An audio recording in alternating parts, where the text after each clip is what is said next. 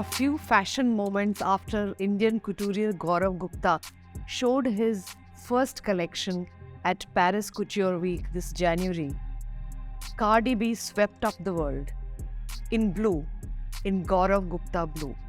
But that's not the only reason why questions no one asks from the voice of fashion is here. A couturier is made of his clothes, or are clothes made of the couturier? That split is what we want to explore with Gaurav at his atelier in Noida. Welcome to Questions No One Asks, Gaurav. Congratulations on all the recent success. Thank you so much. And before I ask you about the Cardi B magic, that was your magic as well, let's talk about the pressures that you took to Paris Couture Week and the post pressures you brought back home. I think for me, it was actually the pressure of doing it for the first time. I think it was more about putting our best foot forward in Paris.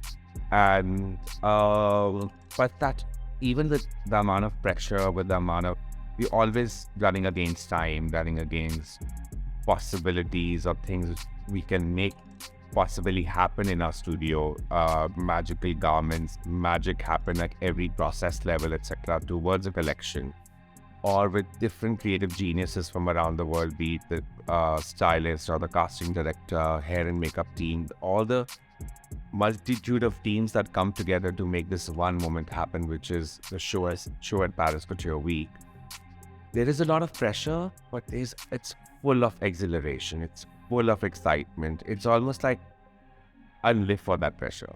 I live for that excitement. Okay, let me dissect that a bit and ask you, are you at home with pressure or are you more at home with creating couture?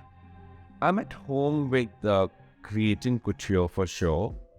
And I think more than the pressure, I am at home with resonating with the right creatives.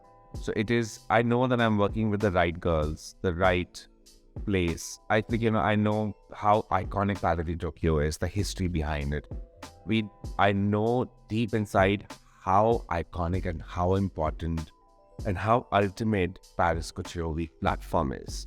I know how, like the stylist who worked with me, Georgia Pendlebury, she's done amazing things with Jean-Paul Gaultier in the past.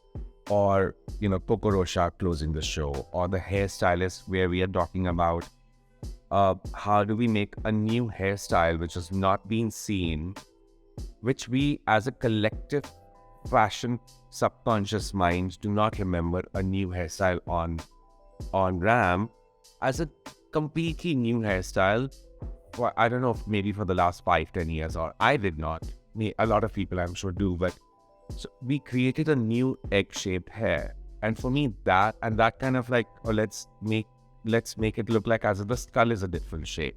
So I think taking it conceptually forward, having those right couture concept conversations is what I live for.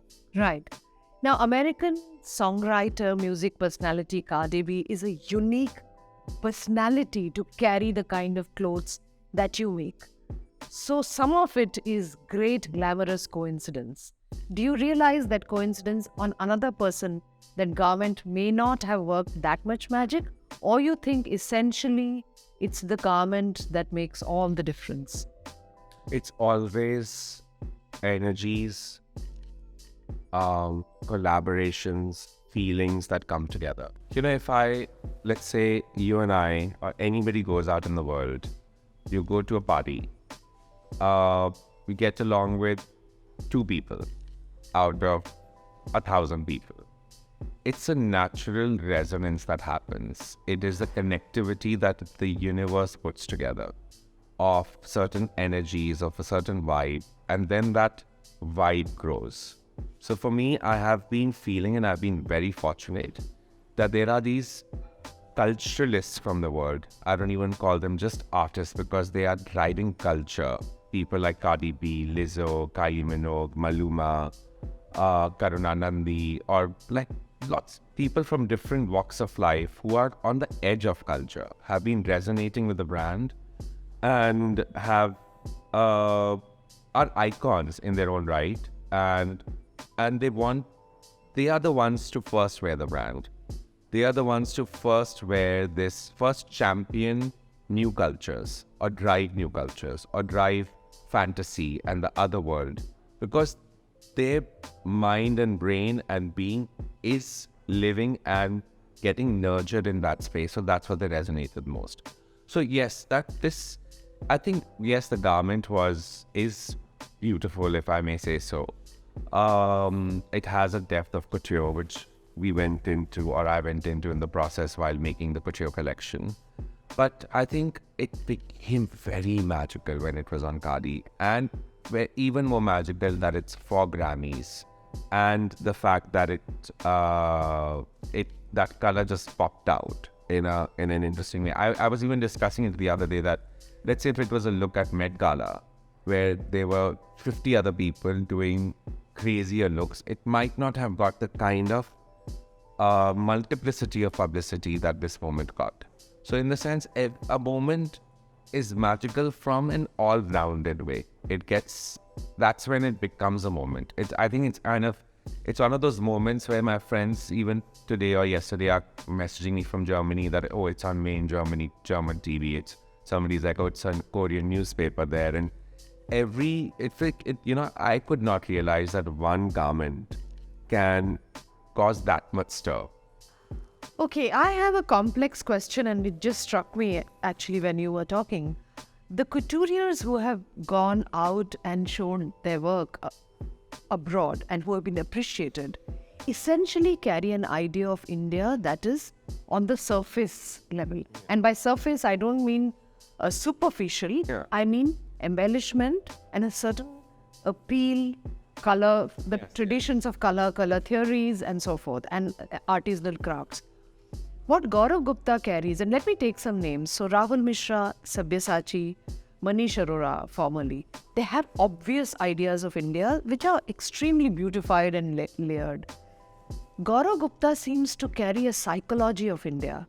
And inside the psychology is pressure, there is anxiety, there are conceptual ideas, there are nightmares, there are wings and birds, there are rings and chokers and all. So the brain of India is out there, and it doesn't then seem Indian because psychology belongs everywhere. Yes. Now, how is Gaurav Gupta Indian in these?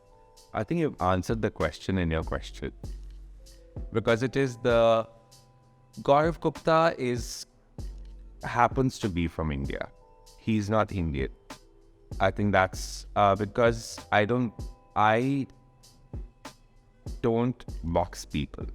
So I cannot box myself. So I don't take inspirations from regions or a particular time. I like to live in the abstract, and I like to live in the surreal and in the fantasy zone. So, and I like to be very truthful to that as well. So for me, I would see India as a beautiful concept of a tribe which has extreme science, maths, ancestral, spiritual values to it, which is incomparable. And it becomes a infinite loop in itself, because India is an infinite loop. It's not just a region. For me, it's a concept.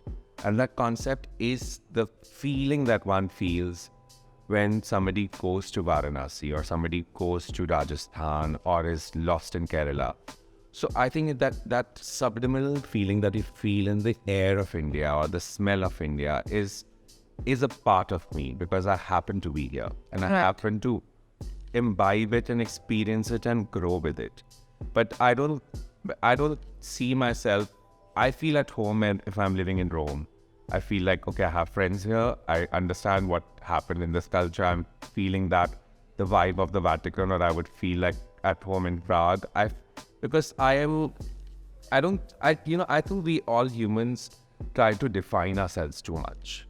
And, for me, I would love to just, whatever inspires me, I will just go there. Do I sense a feeling of liberation that you no longer have to say this is brocade, this is made in India, ये कारीगरों ने हाथ से बनाया है, वो सब तो है ही. But something has stepped up, and you do not have to rationalize yourself as an Indian or mention it, though you did choose to call your collection Shunya. I think it was a very conscious decision. Anyone I spoke to before showcasing at Paris Couture Week was like, definitely do something Indian and things. I think, it's also like I think when I have those big moments in life, I remember when I had my St. Martin's graduate collection. Before that and after that, I was on about pictograms and perspective and, whatnot, dark hues and, different Greek Gothic situations. It's the purity of the concept of India is when I'm actually on my highest note or in my deepest search is maybe when it comes to me and I get drawn to it. Right. So I think it's a very personal process. And then we called this collection Shunya. We debated a lot about it. I was very sure that I want to call it Shunya, even if it's an international platform. And what I'm most chuffed about today is the fact that people in Russia, China, Korea, all over the world are not just saying the word Shunya, but they're also able to correctly explain the concept. What it means. And they understand the depth of zero. Right. And they are celebrating that. And it rarely happens that a conceptual concept is put forward and that people get it and then they understand it and they are explaining it further. Yeah. For me, that is a bigger win than even the collection. If you're still watching this interview, I want to tell you that the only time we break in our question and answer session is not because Gaurav and I need to stop speaking, but because he rustles a lot. And as he just explained in this break, it's him. Whichever mic you may give him or a camera, there is going to be a flutter. Do you want to talk a moment about that?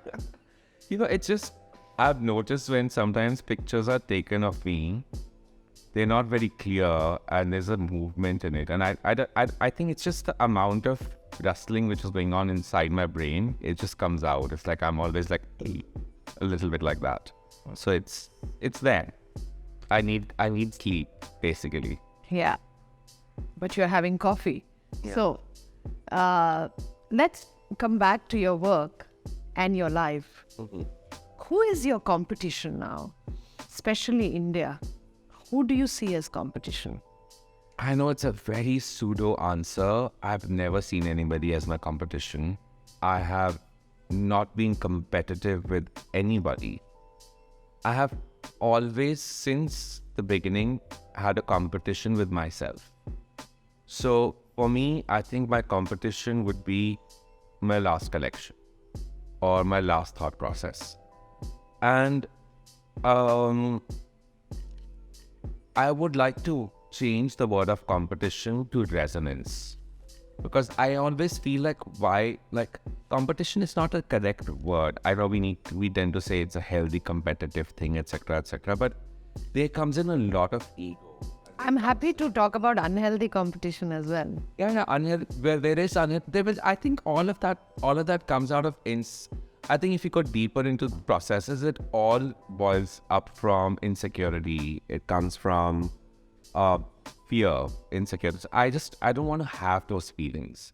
So I don't, because I need to be true to myself and with my process.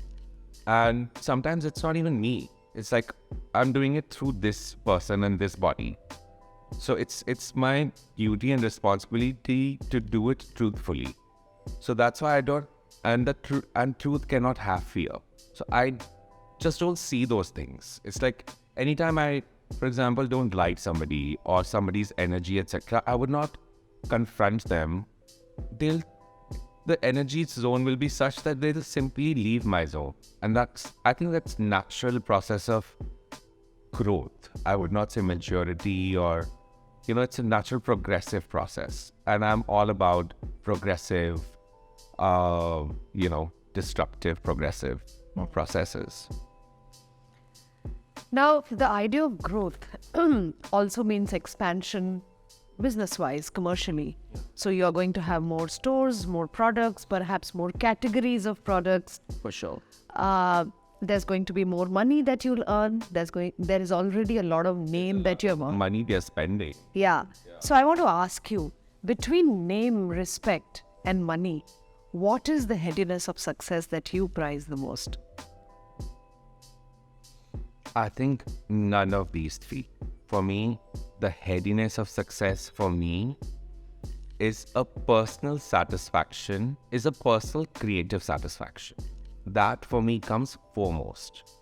Everything else which you just said, which is name, money, and Respect.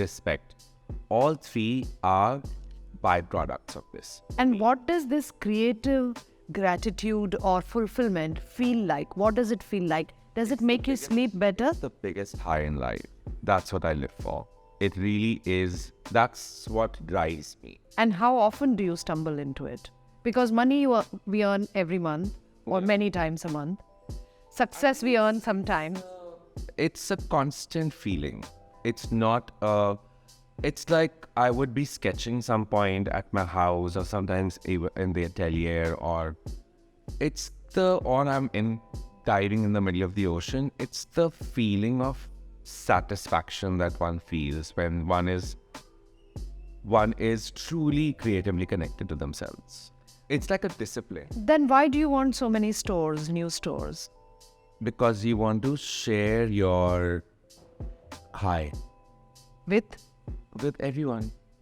who is everyone here? The customer? Because the customer is bringing you one kind of return. The customer is a part of the system. It's a part of your universe. It's a part of the universe as well. So it's not like it's anybody who's interacting with the brand or with that feeling. Because for me, I think what is the most important feeling that I'm able to put out there, and the brand and my amazing team is able to put out there, is a feeling of freedom, is a feeling of that fantasy is alive, is a feeling of extreme belief in surrealism and art and the other worlds. And that feeling, when it drives home to a client, to a media person, to a student, to a journalist, to anybody who's even an Instagram audience, I think that feeling of liberation, sharing that and expanding that is my biggest high. And yes, money helps. Yes, name helps. Respect helps.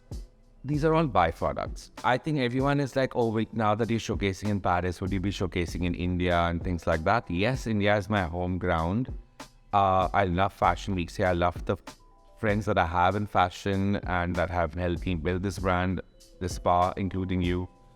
I think it's like I would need to see like, okay, how am I able to build in a new excitement even for myself doing a fashion show in India, and how can I add another layer of meaning to it for myself?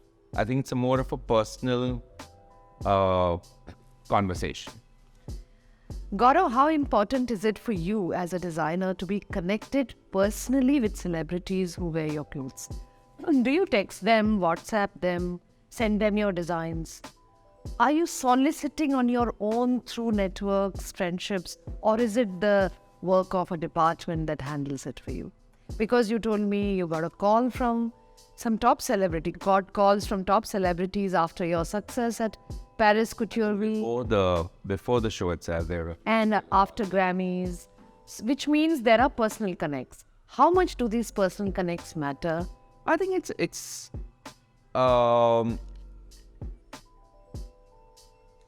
after a while, okay. I'm a people's person. I am, for me, it's about the energy. One can be a really big celebrity, but if their energy zone is not correct, I don't want to connect to them. And it'll be really naturally not connect. But there could be really big or small artists, celebrities, culturalists. They could be painters, they could be musicians, actors, multifaceted people, not boxed in anything. They could be trans activists. We all just become friends. And I think when you resonate, and a lot of, I think those friendships are based on principles of life and how much are you pushing boundaries and creativity? So we all as creatures want to see that reflection in each other. You're like, okay, this is what, okay, see what I've done. They're like, oh, see what I've done. So then it's like a conversation. And we all are getting high with that conversation of, okay, and we then tend to push each other, not in a competitive way, but in a community way. It's like a secret, extreme, culturalist, creative community. Right. Since this interview, we are recording this interview on Valentine's Day, and you're wearing a t-shirt that screams love. Some of your shows in the past have been named around love. I want to ask you that you have always been, as far as I remember, even 18 years back, a champion of the gay imagination or the gender fluid imagination. And I'm using the word imagination, not rights. And yet, you waited till society warmed up to these ideas to be able to send out a gender fluid model stack on your RAM, including the plus size model. You're waiting for something else to have broken elsewhere. Why was that? I think it was, I was already having lots of different creative conversations. So I think it's, I was setting a platform for a platform to be big enough for it to have that impact. So what I was doing, let's say I would be one of the few people who I would go for the gay bride in Delhi because it was very important, or I would go for, women's rights marches and oil marches in London. I think we all need to be activists. We all have to be activists to bring about change, to bring about goodness in one another. We all have to do our bit. And especially people who are in the public eye, they need to be doing it more and more because a lot of people are looking at us. So and they want to, and then we drive belief systems. So I think it's a given. One has to do it. Now it depends upon how you do it. So to answer your question correctly, I think it just felt like the right time and place. I did my first film, which was called Name is Love, first fashion film during India Couture Week, which just happened just after COVID, the first pandemic break. Before that, we were so busy trying to grow the brand, figure out commerce, figure out the balance of our extreme creative concept mind and the Indian market, I think, and create new categories within that and see how can we expand, how can we sustain, how can we build a factory, which, how can we do all of those basic things. But I had personally never left that thought process. And I have personally never been shy of talking about that I'm gay. I live with a straight girl. We have the most beautiful love partnership in life. I used to have a boyfriend. 3 of us were living together. And, I've never been shy about talking about love and and freedom. And I think those are the 2 most basic things that one should constantly experience in life. Okay, before we wrap up, I love the word garbage because it's regenerative. Yes. And you're wearing the garbage suit. Yes. And you've named it, I don't know why for that, but we can't have a fashion conversation without talking about material. So tell us about that. So this is a garbage suit. People think it's plastic, but it's actually cotton.